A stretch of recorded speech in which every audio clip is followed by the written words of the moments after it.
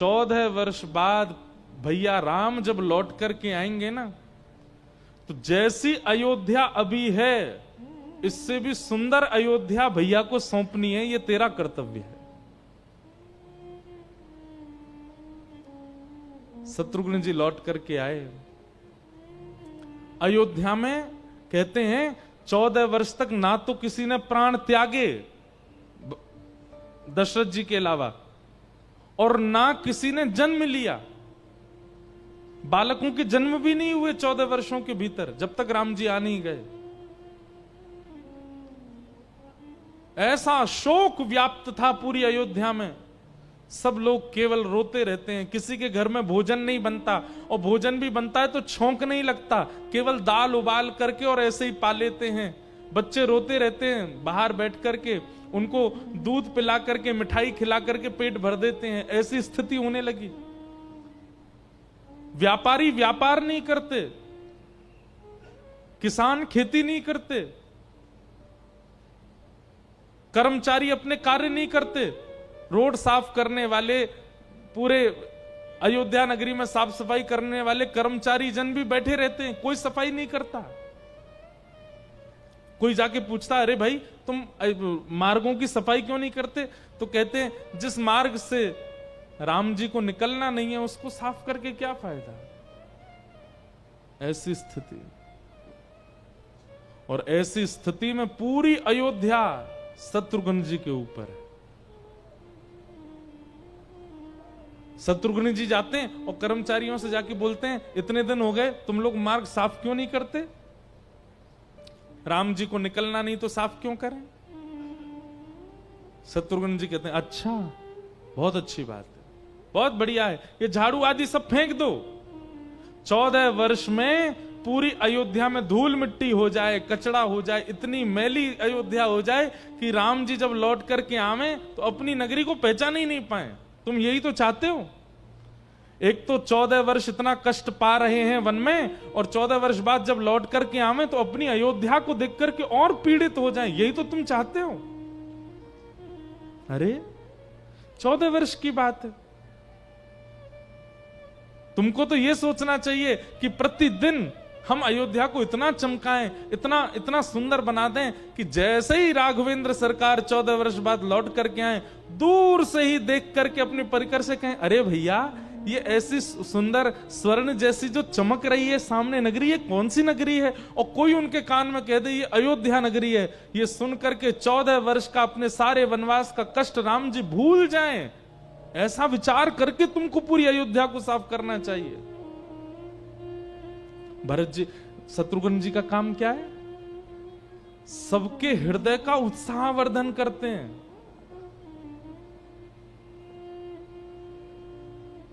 देखिए, कष्ट सबके जीवन में आता है, पर उस कष्ट के समय पर कई लोग आपको सिंपैथी दे जाते हैं, कई लोग आपके पीठ पे हाथ थपथपा जाते हैं, कई लोग कहे सब ठीक हो जाएगा, सब बढ़िया हो जाएगा।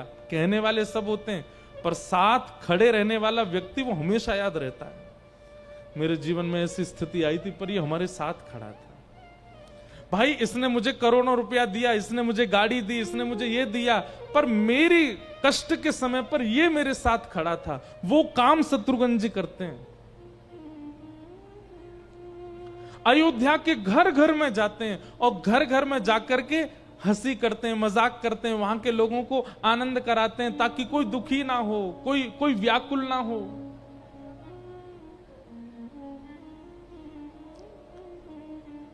और स्वयं एकांत में बैठ करके इतना रोते हैं दोनों तीनों भैयाओं की याद में। लेकिन जैसे ही कोई सामने आता तुरंत अपने आंसू पहुंच करके खड़े हो जाते हैं और कहते हैं, अच्छा अब आज क्या हो रहा है, आज क्या बनाया तुमने घर? अपने घर भोजन नहीं करते, घर घर जाके भोजन करते हैं। घर के लोग कहते हैं, आज तो हमने कुछ नहीं, दाल उबाली है बस। अच्छा, राम जी आते तो भी उबालते तुम? अरे अपनी पाक विद्या को इतना निपुण कर लो, इतना अच्छा अच्छा भोजन बनाओ कि 14 वर्ष में तुम्हारे हाथों में ऐसा रस आ जाए कि राम जी आवे, और जब तुम उनको पवाओ तो प्रसाद पाते ही वो सुखी हो जाएं। सबका उत्साहवर्धन करते हैं पूरी अयोध्या में। ये जो बात कही जाती है कि 14 वर्ष तक एक के भी प्राण नहीं गए अयोध्या में, ये प्राण ना जाने देने का दायित्व संभाला शत्रुघ्न जी ने कि किसी के प्राण चले ना जाएं, कोई दुखी ना हो।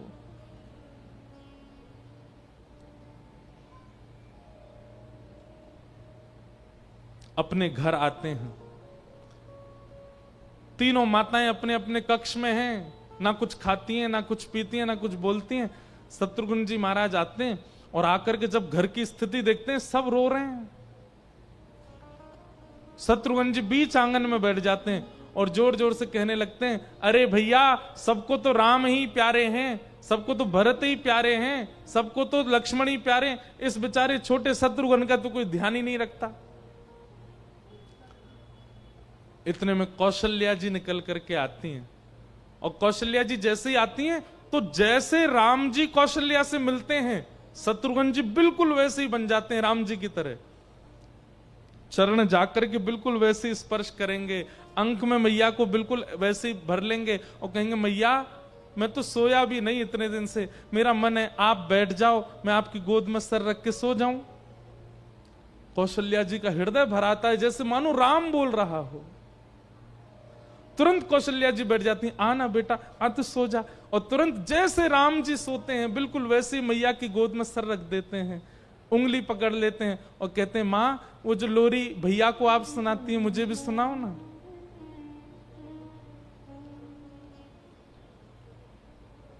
कौशल्या जी के नेत्र भर आते हैं।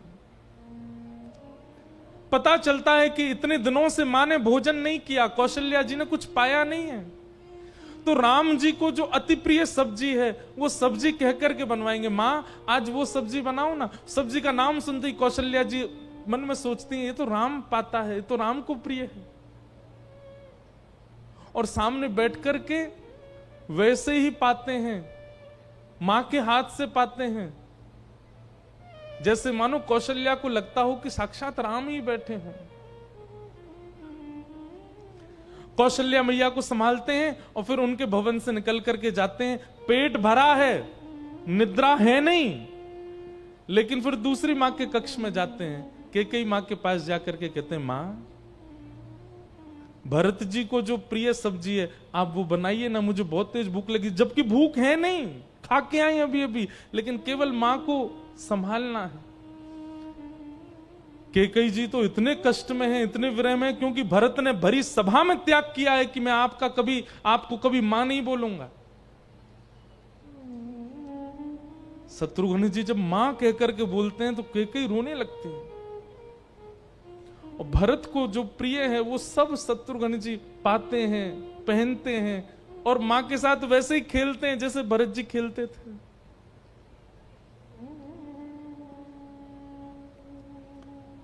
सबको संभालते हैं, और सबको संभालने के बाद जब अपने कक्ष में जाते हैं, कक्ष में जाकर के गिर पड़ते हैं, रोने लगते हैं, अपने बाल खींचते हैं, चीखते हैं, मैं कैसे अपने आप को संभालूं, सबको तो मैं संभाल रहा हूं, पर मेरी पीड़ा वो कैसे व्यक्त करूं।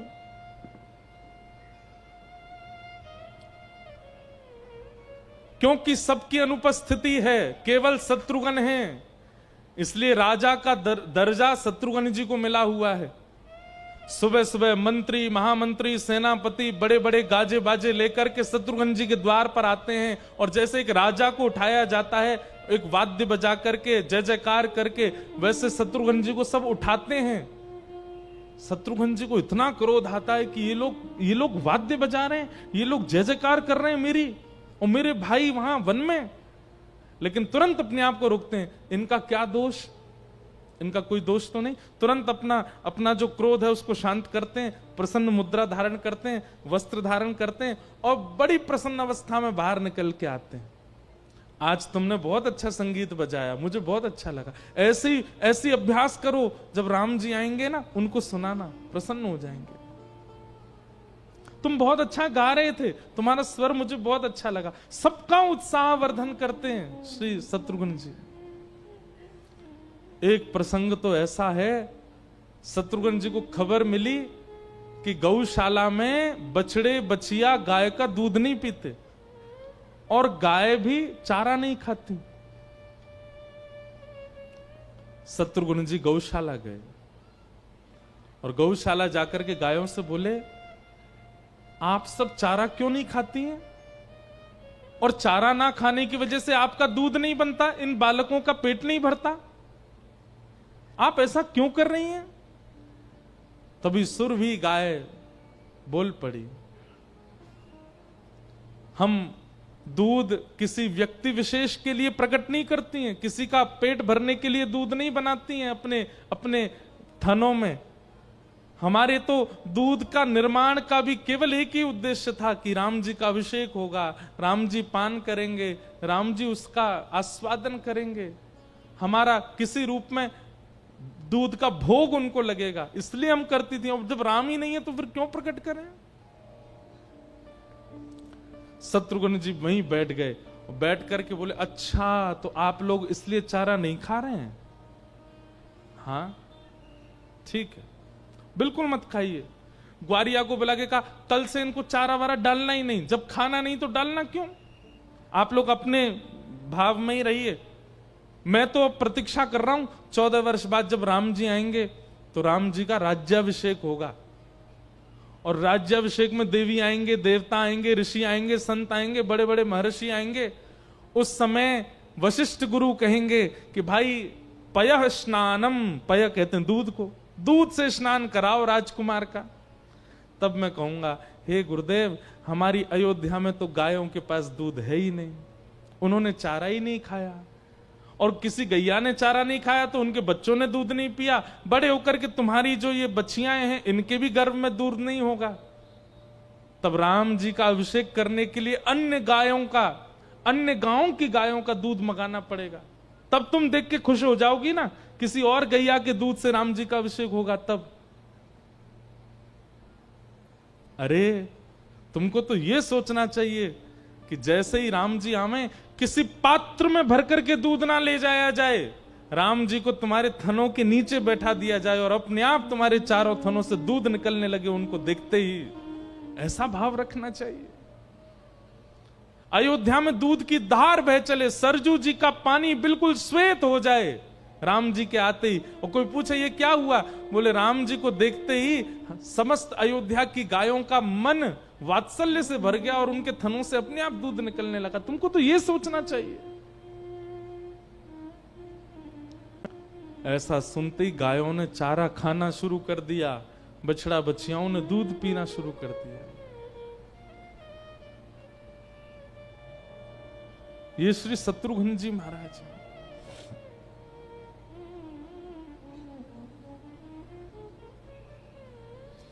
14 वर्ष बाद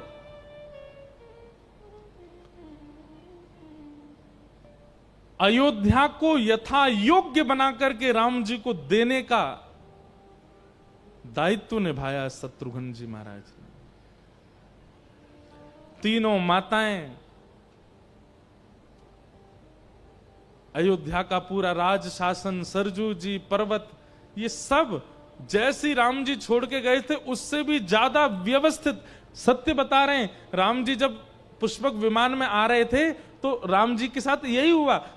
दूर से अयोध्या को देखा तो जब पहली बार लंका को देखा था तो लंका देख करके राम जी के मन में आया, ये लंका कितनी सुंदर है, ऐसी सुंदर हमारी अयोध्या होती। लेकिन आज पुष्पक विमान से जैसे अयोध्या को देखा 14 वर्ष बाद, राम जी आश्चर्यचकित हो गए और आश्चर्य में सीता जी से, लक्ष्मण जी से बोले, लखन देखना, ये हमारी अयोध्या है, ये सरजू जी का जल है, ये हमारे अयोध्या की पर्वत श्रृंखला है, ये हमारी अयोध्या की खेती बाड़ियां हैं, ये हमारी अयोध्या के घर हैं। लक्ष्मण जी बोले, हाँ भैया। राम जी मन में सोचे, ऐसा लग रहा है देख करके कि मेरे वन गमन का किसी को वियोग ही नहीं हुआ। हनुमान जी महाराज कहते हैं, बोले भगवान वियोग तो हुआ है, लेकिन आपके द्वारा दी गई वस्तु को और भी ज्यादा व्यवस्थित करके आपका साथी आपको प्रदान करे तो आप कितने प्रसन्न हो जाते हो। हनुमान जी बोले, ये सब शत्रुघ्न जी की कृपा है कि उन्होंने यथा योग्य अयोध्या को रखा है। राम जी इतने प्रसन्न हो गए, इतने प्रसन्न हो गए, जैसे अयोध्या पहुंचे मार्गों को देख करके, घरों को देख करके, लोगों को देख करके चमक रहे हैं सबके मुखमंडल। जैसे ही गौशाला में गए, एक साथ सारी गायों के थनों से अपने आप दूध झरझरित होने लगा। सुंदर कस्तूरी की सुगंध से पूरा अयोध्या महकने लगा। कौशल्या मैया को देखा तो जब गए थे तब तो वृद्धा जैसी दिखती थी, लेकिन आज 14 वर्ष बाद जब लौट करके राम जी आए तो कौशल्या मैया भी ऐसी लग रही है मानो अपनी आयु से कुछ आयु कम युवा हो गई हों। ये सब देख करके राम जी इतने प्रसन्न थे कि 14 वर्ष की सारी थकान पूरी हो गई। और इसका श्रेय जाता है श्री शत्रुघ्न जी महाराज को। लेकिन शत्रुघ्न जी दूर खड़े हैं चुपचाप। और जैसे एक व्यक्ति होता है ना कि कष्ट होने पर रो ले, बहुत ध्यान से सुनिएगा, कष्ट होने पर रो जाने वाला व्यक्ति अच्छा है, लेकिन कष्ट होने पर अपने आंसुओं को पी जाने वाला व्यक्ति वो बहुत खतरनाक है। वो जिस दिन रोने में आएगा उसको कोई नहीं संभाल सकता। 14 वर्ष तक इतना विरह, इतना कष्ट, इतने अश्रु अपने भीतर समा करके बैठे थे श्री शत्रुघ्न जी महाराज। लेकिन आज जैसे ही राम जी ने शत्रुघ्न जी को देखा और अपनी ओर इशारा करके बुलाया, आओ इधर शत्रुघ्न, इधर आओ मेरे पास, तो शत्रुघ्न जी चलते चलते चलते बीच में ही बेहोश होकर के गिर पड़े और पूरा शरीर कंपायमान होने लगा, नेत्रों से अश्रु गिरने लगे। ऐसी विरह अवस्था शत्रुघ्न जी की तो विरह अवस्था राम जी के आने के बाद प्रकट हुई है। एक पूरी रात्रि राम जी अपने हृदय से लगा करके रखे शत्रुघ्न जी को। ऐसे श्री शत्रुघ्न जी महाराज।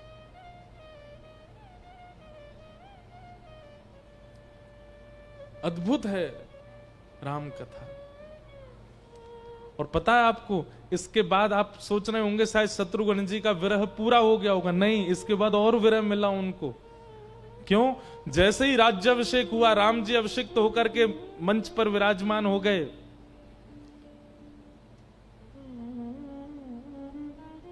तभी सबसे पहला संदेशा आया मधुपुरी, हमारे मथुरा से।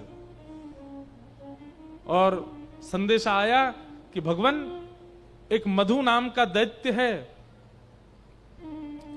उसने यमुना के समीप इस नगरी को बहुत बुरी तरह से क्षतिग्रस्त कर रखा है। आपसे प्रार्थना करना चाहते हैं कि आप समस्त सेना के साथ आइए और आकर के इस नगरी को सुव्यवस्थित कीजिए। और संकेत में लिखा था ये वही नगरी है जहां द्वापर में आप जन्म लेने वाले हैं। राम जी ने तुरंत आज्ञा की, सेना तैयार करो, हमको मधुपुरी की सुरक्षा के लिए निकलना है।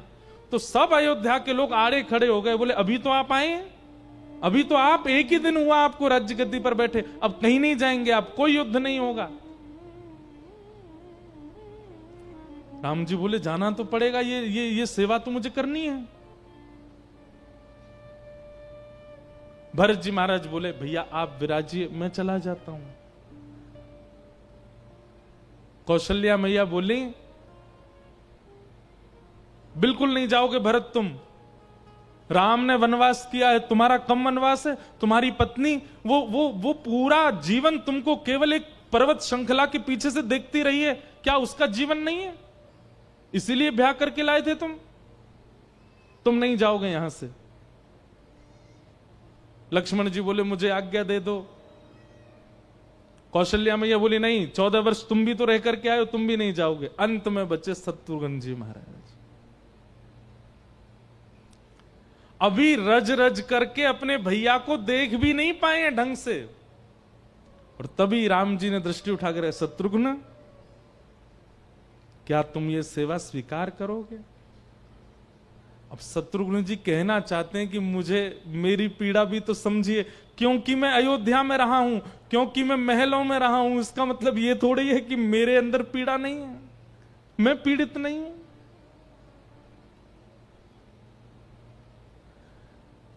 राम जी कहते हैं शत्रुघ्न सेना लेकर के तुम मधुपरी निकल जाओ।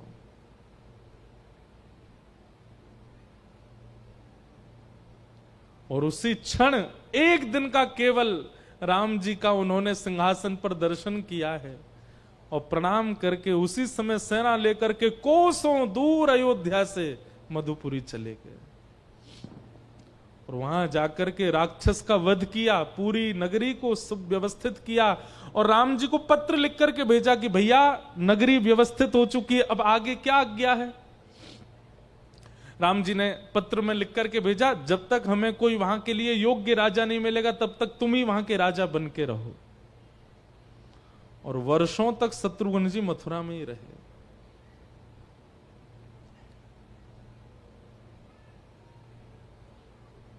राम जी को सबने गाया, भरत जी को सबने गाया, लक्ष्मण जी को सबने गाया, पर शत्रुघ्न की पीड़ा किसी ने नहीं समझी।